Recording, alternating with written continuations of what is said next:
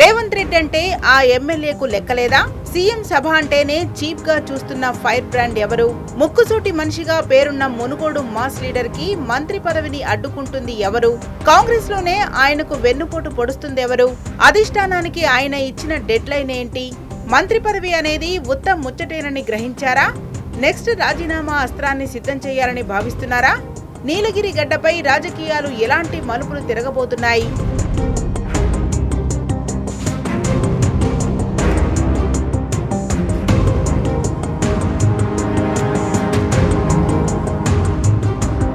ఉమ్మడి నల్గొండ జిల్లా కాంగ్రెస్ లో వర్గపోరు మరింత ముదిరింది. జిల్లాలో పార్టీని బలోపేతం చేసేందుకు ముఖ్యమంత్రి రేవంత్ రెడ్డి ఇటీవల భారీ బహిరంగ సభను నిర్వహించారు. ఈ సభకు జిల్లాకు చెందిన మంత్రులు, ఎమ్మెల్యేలందరూ హాజరయ్యారు. కానీ అక్కడ అందరి కళ్లు ఒకరి కోసమే వెతికాయి. ఆయనే మునుగోడు ఎమ్మెల్యే కోమటిరెడ్డి రాజగోపాల్ రెడ్డి. సభ ప్రారంభం నుండి ముగిసే వరకు ఆయన ఎక్కడా కనిపించలేదు. రేవంత్ రెడ్డి సీఎం అయినప్పటి నుండి నల్గొండలో జరిగిన ఏ ఒక్క అధికారిక లేదా పార్టీ కార్యక్రమానికి కూడా రాజగోపాల్ రెడ్డి హాజరు కాలేదు.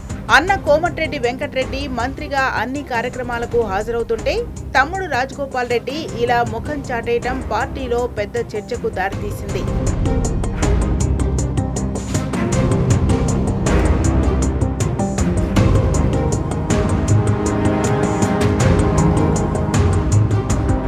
అసలు ఈ అసంతృప్తికి ప్రధాన కారణమేంటి?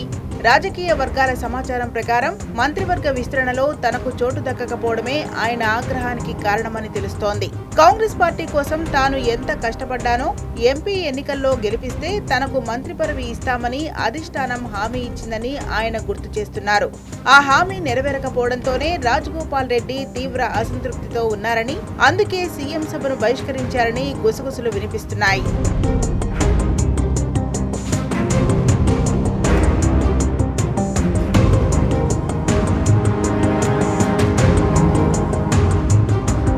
ఈ నిరసన రాజగోపాల్ రెడ్డితోనే ఆగలేదు. ఆయన అనుచరులు, మునుగోడు కార్యకర్తల్లో కూడా ఈ అసంతృప్తి లావాలాగా పేలింది. సీఎం సభకు రాకముందే నిరసనలు తెలిపేందుకు ఆయన అనుచరులు సిద్ధమయ్యారు. అయితే సభలో సీఎంకు వ్యతిరేకంగా ప్లకార్డులతో నిరసన తెలిపే అవకాశం ఉందన్న నిఘా వర్గాల సమాచారంతో పోలీసులు అప్రమత్తమై ఆయన అనుచరులను ముందస్తుగా అరెస్ట్ చేశారు. ఈ అరెస్టులతో ఉమ్మడి జిల్లాలో వాతావరణం మరింత ఉద్రిక్తంగా మారింది. అంటే రాజగోపాల్ రెడ్డికి పార్టీలో అన్యాయం జరుగుతోందన్నది కేడర్ భావన.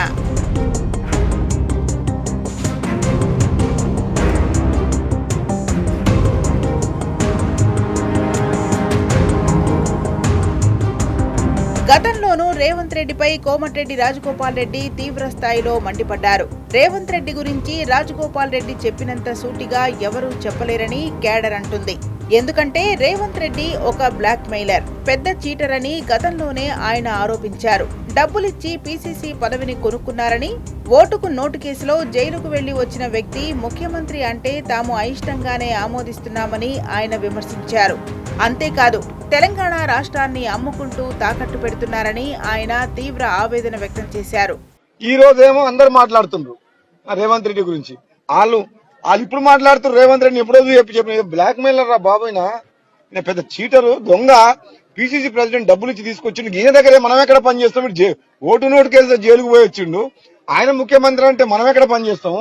అసలు ఈ తెలంగాణ రాష్ట్రాన్ని అమ్ముకుంటాడు, తాకట్టు పెడతాడు మొత్తం. ప్రస్తుతం సొంత ప్రభుత్వంలోనే తనకు ప్రాధాన్యత దక్కడం లేదని రాజగోపాల్ రెడ్డి భావిస్తున్నారు. మరోవైపు జిల్లా సామాజిక సమీకరణాల వల్ల మంత్రి పదవి ఇవ్వడం ఇబ్బందిగా మారిందని, ఖమ్మం జిల్లాతో పోలిస్తే నల్గొండకు తక్కువ ప్రాధాన్యత ఇస్తున్నారని ఆయన వాదిస్తున్నారు.